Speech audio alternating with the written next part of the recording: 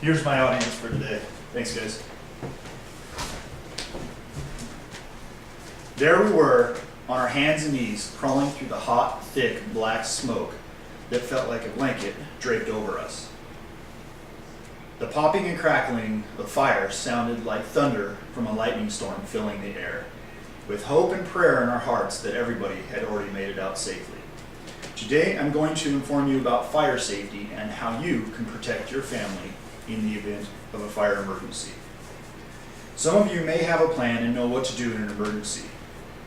I'm going to share some ideas for you to consider and assure that your whole family is prepared in case of a fire emergency. For those of you that may not have a plan or are not informed on fire safety, I will share some new ideas and concepts that will help you succeed in the future. I'm a professional firefighter in the Treasure Valley with 14 years of experience. The last 5 years, I've been a captain on an engine company for my department. I've attended numerous training events from well-renowned individuals in the industry, as well as conducted several hours of online research and preparation. Today, we will discuss prevention, preparation, and action during fire emergencies. Fire prevention starts with you.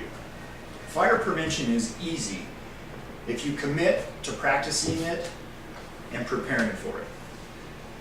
You can start by making fire safety a topic of discussion in your household.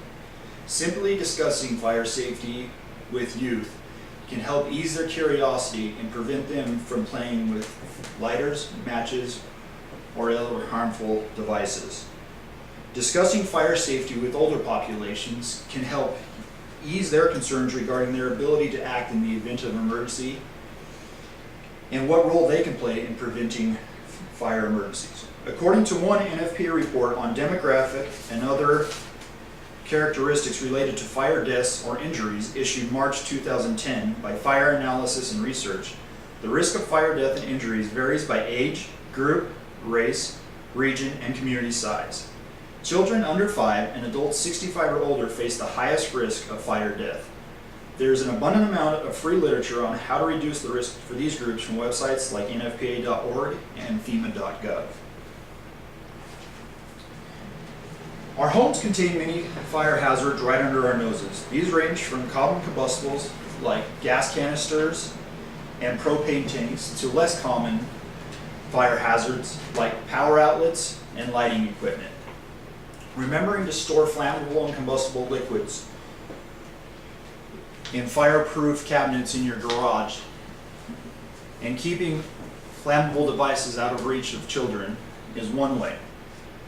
Choosing to use the proper wattage light bulbs and lighting equipment and properly using extension cords is another. According to one NFPA report generated between 2011 and 2015 on fire causes in the home, cooking fires accounted for nearly 50% of all home fires in the U.S., most of which were started by unattended cooking appliances. When cooking, it's always a good idea to keep a lid close by in case your food catches on fire to smother it out. Remember that taking small steps now can prevent fire from affecting your life later. We just discussed steps to preventing emergencies, so now let's look at how to prepare for them. Installing protection devices is the easiest and best way to protect you and your family during an emergency. Stats listed on nfpa.org state that 3 of every 5 home fire deaths resulted from fires in homes where no smoke alarms, 38%, or no working fire alarms, 21%. The death rate per 100 reported home fires was more than twice as high in homes that did not have any working smoke alarms compared to the rate in homes with working smoke alarms, 1.18 deaths versus 0.53 deaths per 100 fires.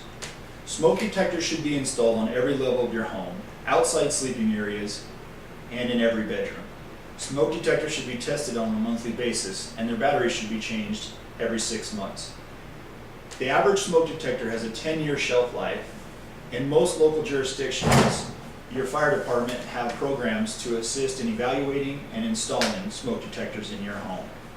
When seconds count, buying yourself as much time as possible is crucial.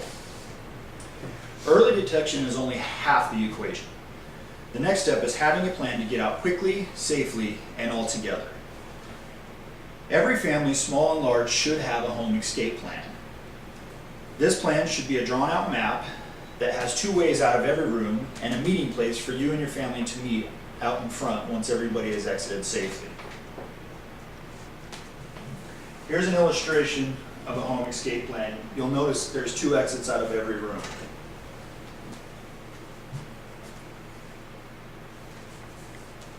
No different than in your hotel room when traveling, this map should be posted and reviewed on a regular basis so you and your family are prepared in case of emergency. So if preventing a fire in the first place doesn't work and we've successfully prepared for it, here's how we put it all together in case a fire event does happen. The first step to take in the event of a fire is utilize your home escape plan and take 1 of 2 exits out of your house, preferably the one that's less hazardous. Once you've exited the home, go to your family's meeting place, taking nothing with you upon exiting, and call 911 utilizing a neighbor's phone or your cell phone. It's important that you, under no circumstance, go back into the house. In a global campaign by firewise.org, the catchy phrase, "Get out, stay out, call 911, is utilized as a reminder for us of what to do in a fire emergency. If you've done your homework and developed a good home escape plan, then success should mean in your favor. Fires are life-altering events, and escaping them is only the beginning. Dealing with the aftermath of fire is equally as large of a task. Your home and many of the possessions may be damaged by smoke, heat, water, or fire. It's important to take care of yourself and your family alike. There are a number of organizations like the American Red Cross or the Salvation Army which can help get you and your family the necessary essentials.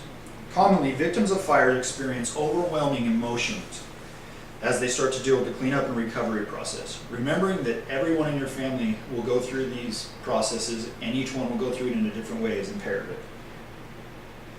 There are resources available to assist you and your family through this process from start to finish, and remember, it's a big job, so you need to ask for help.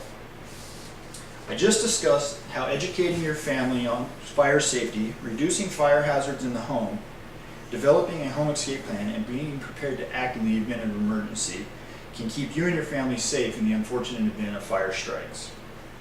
Don't wait for it to be too late. Start thinking about fire safety now. There we were, dripping with sweat, exhausted from searching for signs of life. We exited the home to find the family sharing a warm embrace at their meeting spot, with all their loved ones accounted for because they had prepared for fire safety.